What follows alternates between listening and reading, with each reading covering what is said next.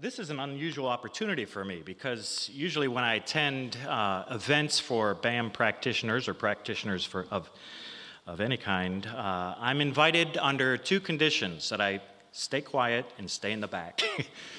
You're a professor, you deal in theory and impractical things like that. And I'm being somewhat facetious, but I do want to thank Joe and Mats for the invitation. And for recognizing that the practical value of this project I've been working on. I wanted to present to you the results of some research.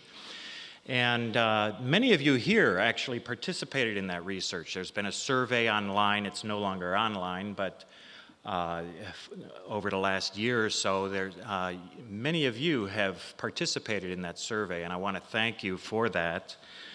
And some of you have seen early versions of a paper that I put together presenting the results of this research. And if you've read that, then bear with me. There is some new material coming in this presentation, so don't just tune out and think I've already read this, I know what he's going to say.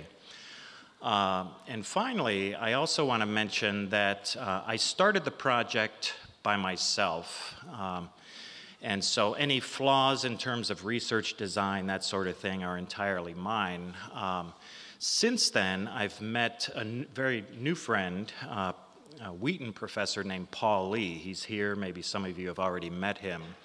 And we've now been collaborating. He's a real statistical genius.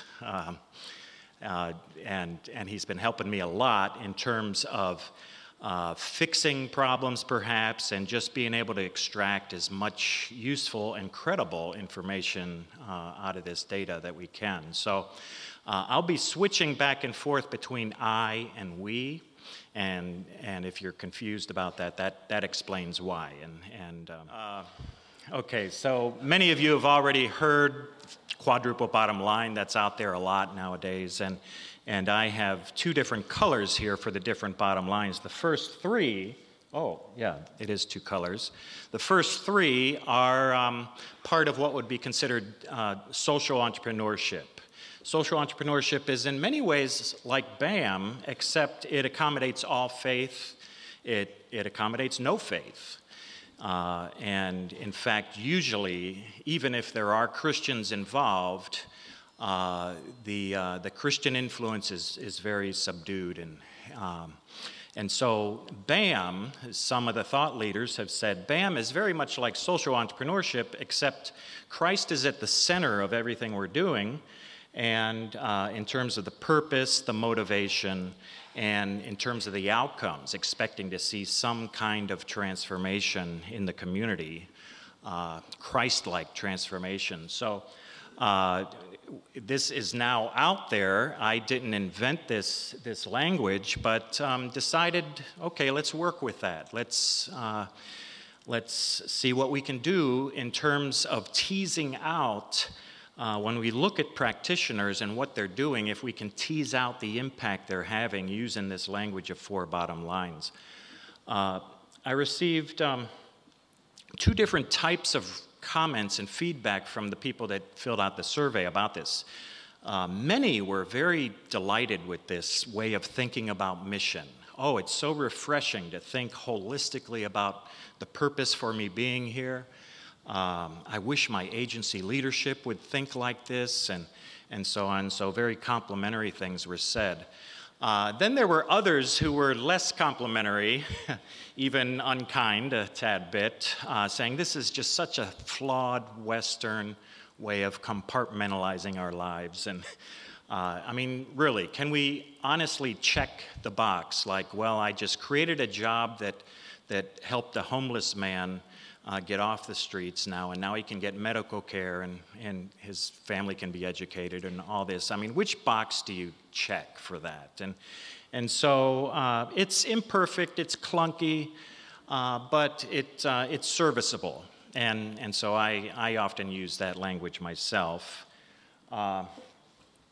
And I have discovered, and Mats even alluded to this on the first night, and you have no doubt by now noticed a range of interpretations of what is BAM, and a range of people who are calling themselves BAMers. And I like to think of it as a continuum, and a continuum has extremes. And so I'm not saying everybody fits this. I'm saying these two extremes help us understand the different emphases you'll find in the BAM community.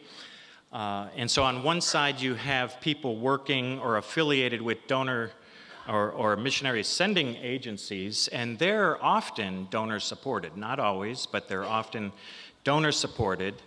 And for them, the motivation is often the spiritual impact. That is the primary, if not the only, reason they're doing BAM. And the business then is a means to an end, and you need to be careful. These people are often warned by their agency leadership, even some discouraged. Do you really have to do BAM? Let's try something else. Because BAM, as you know, a business takes time, takes your attention, quote, away from ministry. If you're not careful, a BAM business can lead you astray, and you won't have time for ministry. So you hear a lot of that among some in the BAM community. On the other side are what I'm calling here regular business people, in the sense that they're in business, and globalization now is forcing them to think globally in terms of customers, in terms of suppliers, and strategy, and many of them being forced, in order to stay alive as a business, to become global themselves and to globalize their business. And so now they find themselves in India or in Brazil or China. They're career business people, and it never crosses their mind really to sign up for a mission agency or something like that and now switch and start doing donor support and all that. It just doesn't occur to them. But they're led by the Holy Spirit, and some of the most amazing things happening in the BAM arena are being done by these people who aren't necessarily connecting with the missions community. And so, like all continuum, most of us fit in the middle somewhere. So you'll probably find yourself sort of a little bit of that, a little bit of this, and somewhere in the middle of these two. So assuming that's correct, and I had more time to develop some theory and hypotheses, there's at least two hypotheses we can generate out of this, is that those that are running regular businesses that are drawing their income from the business itself, they're going to have all the motivation in the world to take that business seriously, because otherwise they go hungry, right? So their businesses will tend to be bigger, more successful in a business context, but it's reasonable to assume that the donor-supported missionaries, because they're freed up from the pressures of pouring, 60 hours a week or more into their business, they have a little bit more freedom with their time. The donor-supported missionaries or BAMers will have a greater impact in terms of the spiritual bottom line. So I'm expecting to find two different types of impacts depending on which side of the spectrum you fall on. And you might expect it depends on what part of the world are you. And so with the help of Paul Lee now, we've controlled for things like location. You might expect fewer results spiritually as well as perhaps economically in the Muslim world. Or firm size, large businesses like what Dwight Nordstrom shared about yesterday. You would expect the numbers of or just the fruitfulness in terms of spiritual impact would be much greater for larger businesses, large manufacturing companies. And so we take industry, location, and size into consideration. We control for those things, and we still find that there are other things that make a significant difference. They're important predictors of success in the BAM arena. So let's go through that. And this is the sample. There were 190 people that responded, but I had to throw out some were early stage startups, and you can't expect an early stage startup to have much to show for itself. There were some self-defined BAM businesses in North America that were just orders of magnitude so much bigger it threw everything off, and many of you would question whether North America, especially the US, qualifies as a BAM business. So I set those aside as well. We were left with 119 good quality surveys, and you can see here, I'm an economist by training, so I think economic incentives are important, even for Christians. We respond to economic incentives, and so one of the things I wanted to look at was, is the source of your salary, does that help us understand the effectiveness of a BAM business? So I asked, do you get 100% of your salary from the business, 100% from donors, or is it a combination of the two? And you can see here the results there. You can see the sample is largely white, male, Caucasian. This reflects my own networks. I had to start with me and branch out to all the agency leaders and BAM networks that I know of. And so it's a limited study. This does not, I don't think this is not an accurate depiction of the BAM universe, but it describes the sample that I was able to collect. I would hope maybe in the future to be able to get a better, more diverse group of BAM practitioners. Most of them operating in the 1040 window, both. So for the time being, I'm setting aside the combination group, and we're just going to look at the two extreme cases of 100% donor support and 100% business support. And you can see there that most of both groups are in the 1040 window. So fairly similar samples in that regard. Where are we now? Okay, in terms of the bottom lines, I asked, do you have measurable goals and in what areas? And you can see economic impact, pretty big numbers here, both groups. A lot of people have a goal in mind. It may not be written down, but they have some specific goals in mind economically. How about socially? Well, you see the numbers drop a little bit. You see the business-supported people tend to be more serious, more intentional, let's put it that way, in this area than the donor-supported. Spiritual impact, this was a little surprising. One of the first surprises that came out of the data, identical. That's a coincidence that they're identical numbers, but yeah, I would have expected maybe that here the donor-supported BAMers would be more inclined to have specific spiritual outcomes that they're looking for. Environmental, very disappointing here. In fact, written comments from many people we're not even thinking about this. Many evangelicals are not yet thinking about creation care as an important responsibility for us as individuals or businesses. No measurable goals. This is disappointing here. You see, I think, a disappointingly large number of donor-supported missionaries that have no goals. They don't even, can't even articulate what it is, I guess, that they're expecting to see at the end of the day. Who holds you accountable to these goals? You see some have a group of outsiders that they have recruited, a board of directors in many cases. For agency leadership or sending agency, there are some business-supported people. They draw 100% of their support from the business. They're not getting any donor support, but they're still nevertheless affiliated with an agency. There are those out there, but they report that they're not feeling any accountability there per se. Likewise, look at the home church. Everyone has a home church, right? But they're not sensing accountability from those people. And this might be a conversation we need to have someday as a BAM community. Why is it so low there?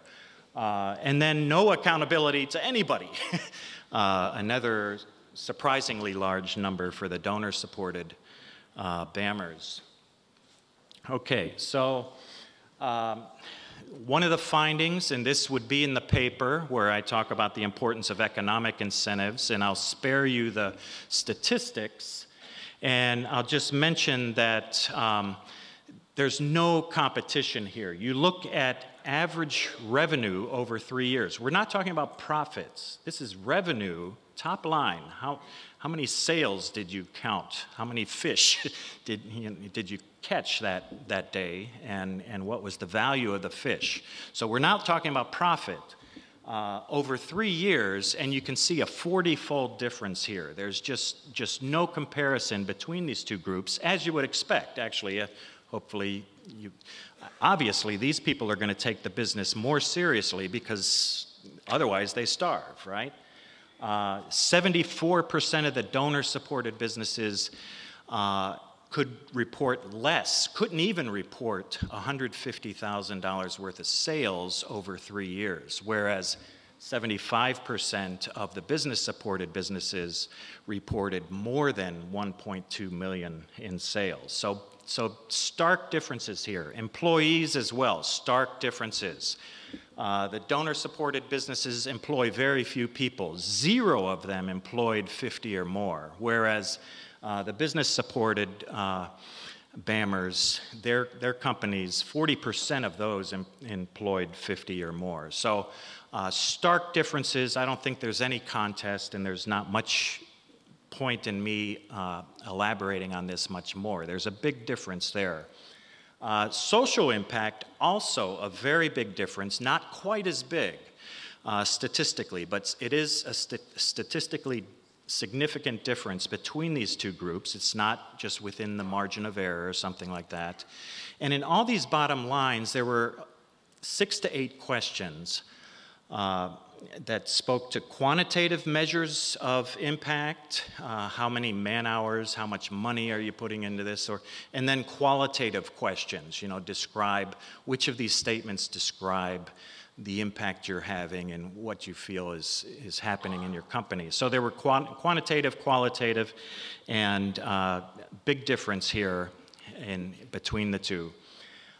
Environmental, if you read that paper, you know that I threw it out. It was just pathetic, and I just thought not worth reporting. It doesn't seem we're taking that seriously yet as a BAM community.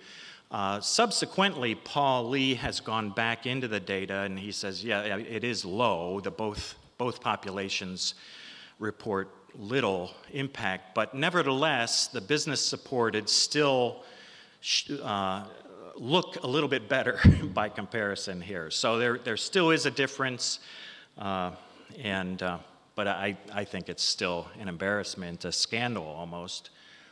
Spiritual impact, this was the surprise, because this should be, the donor-supported BAMers should own this one. This is the one they should hit out of the park, where there's just no contest. That's the reason they're getting donor support, is to keep them focused on the main thing, right? A lot of you have heard, keep the main thing the main thing. Don't get caught up in that business. So there's statistically no difference. And in fact, if you look at the data real closely, a slight edge goes to the business-supported businesses. It's not big enough to say it's a statistically significant difference, but they have a slight edge here too, which is just incredible and surprising. When you do this kind of research, you don't know what you're going to get, and you hope you get something interesting. And so these results were very interesting and in some cases surprising. So those two hypotheses, it supports hypothesis 1, the self-supported businesses are hands down have a greater economic impact. Hypothesis 2 was not supported by our data. The donor-supported BAMers are no more effective than the others, or put it another way, the business-supported BAMers are no less effective. That would be the surprising result. So other key findings since then, and here I have to give a lot of credit to Paul for confirming this statistically. Things that are strongly associated with impact and effectiveness. One would be governance. Do you have a board? Are you held accountable to a board of directors, and it's an important predictor of impact. Not so for agency. I would have expected these to be substitutes for one another. Either you have an agency you report to or a board, either one is fine. And so I was surprised. The agency, there's no correlation, good or bad, with impact with an agency if that's your sole source of accountability. Independent board of directors, yes, very important. Intentionality. So do you have a clear idea of what you're trying to achieve? So we were able, through the questions, to test that as well. Your theology of mission. In other words, why are you here? Is it just to get people saved? Is that the only reason? I asked people to rank, I gave them all 4 bottom lines, and put a score, top 0 to 10, put a score on what are your priorities? And you could have 10 for spiritual impact, 0, 0, 0 for the others, or you might have 2.5, 2.5, 2. So you see all bottom lines as equally important to God. And we were able to create what in economics is called a Herfindahl index, and find that the more holistic you are in your theology, the more holistic the impact you're going to have. The more focused your impact as well. And you might say, well, that's fine. I only care about the one bottom line, so what? But we find this negative correlation. If you think, and there are a couple questions that spoke to this question, if this is the main advantage of BAM is that it allows you to get into these countries that don't allow missionaries, and it's a cover or it's an entry strategy into restricted access countries. If that's your way of approaching this, that it's actually a negative predictor to impact. And some of you may have read Mark Russell's study, Missional Entrepreneur. I think it's missional business, but he finds something very similar. Those people that are more transparent, they have what he calls a bless mindset. We're here to bless the Thai people. And you're very open and transparent about your faith and all that. He finds hands down they're more impactful in all areas, economic, social, spiritual, than those that are here when you say, why are you here? Shh, we're here to plant churches. It's not the business. That's just our cover. And he finds hands down that the blessed, open people have a greater impact, and that's exactly what we're finding here as well. So I'm out of time. Thank you for your patience. And if you have, many of you have read the Great Commission companies, you've read the red cover. So I strongly urge you to go now to Amazon and buy the green one, not used. Get the new copy of... There's new cases in there. There's update of the old cases, and I just like it. I think it's a better book. So, all right.